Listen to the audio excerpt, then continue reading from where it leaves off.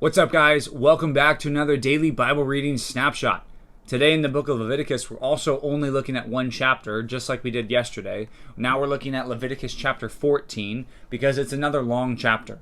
And you might notice this sounds a lot like what we talked about yesterday because we're still talking about leprosy and we're still talking about skin diseases and how God wanted the people of Israel as a community and as a nation to treat this skin disease. So he doesn't give a bunch of medicines that they're supposed to use necessarily, but what he does do is say, look, I want you guys as a community to separate off the clean from the unclean.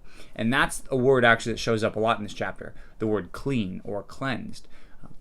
You have to know that whenever that word is used, it doesn't always mean the same thing. So sometimes we think of clean and unclean like sin and righteousness.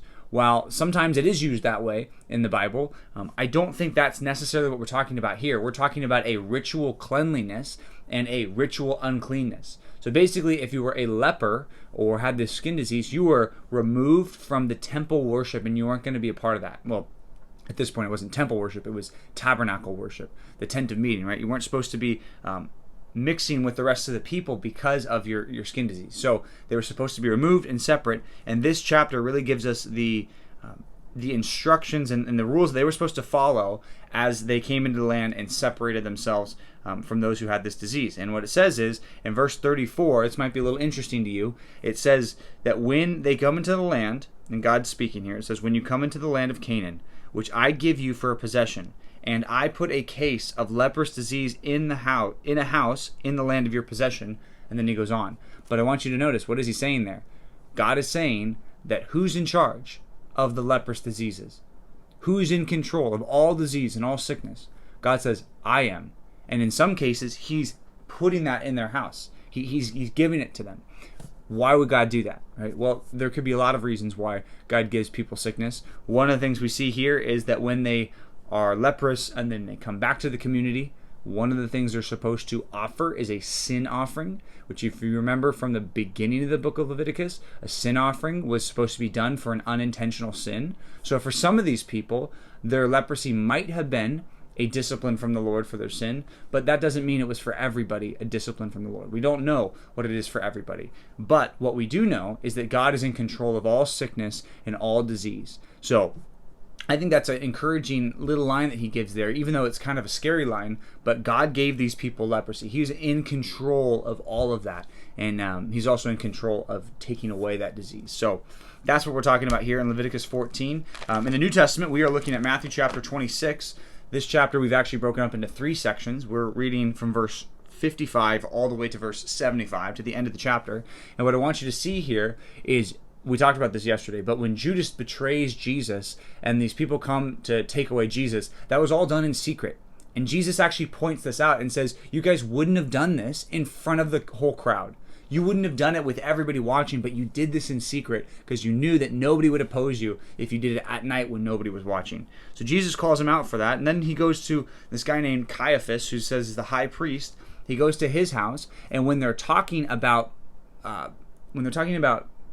laying some charge at Jesus, which what that means is accusing him of something. It says they bring in all these witnesses and they didn't really agree, but the final thing that stuck with them, the final accusation that the people had for Jesus, is that Jesus threatened to tear down the temple and rebuild it in 3 days. Now, when you hear that, right, you kind of automatically, you probably know what he's talking about. He's not talking about he's going to tear down the temple and rebuild it 3 days later. He's not talking about that building. He's talking about himself. Right? That's just kind of obvious to us in hindsight because we know what he was talking about. But that's the thing that they pinned their efforts on right there. So that's an interesting thing. And again, as you probably know, Jesus doesn't speak up. Jesus isn't fighting their accusations. And the only thing that he says to this group of people right here is after they push him and they ask him, are you the Christ? Are you sure? Are you the Christ? And he's not responding. The thing he says next is, the next time you guys are going to see me, it's when I'm coming in the clouds of heaven. And that made them mad. They said, okay, you're quoting the book of Daniel. You're claiming to be the Son of Man. He's saying basically, yes, I am the Messiah. And when that happens, they say they're done, and they want to give him over to the judgment of whatever they decide they're going to do. And they're going to use the Romans because they actually can't execute anybody. So while all that's happening and Jesus is being betrayed, it says Peter is outside and he is betraying Jesus as well. In a different sense that Judas did, but he is still not being faithful to Jesus here. It says that when these people confront Peter and come to him and say, you were with Jesus, weren't you? Peter says, I don't even know what you're talking about. And it says at the end there, he finally cursed himself. And he said this curse, basically saying, I don't know Jesus at all. And it says after he did that, he denied Jesus 3 times. It says the rooster crowed. And once he remembered what he was doing and remembered what Jesus said that he would do, it says he went out and he wept. And I just want you to see the irony here, that while Jesus was silent and while Jesus was in the process of being betrayed and really dying for his people's sin, you have Peter, one of his people, who is sinning against him all at the same time. I mean, this is amazing. It's hard to believe that Jesus would be so loving and so caring to be sacrificing himself for Peter, even when Peter was denying him at this very moment.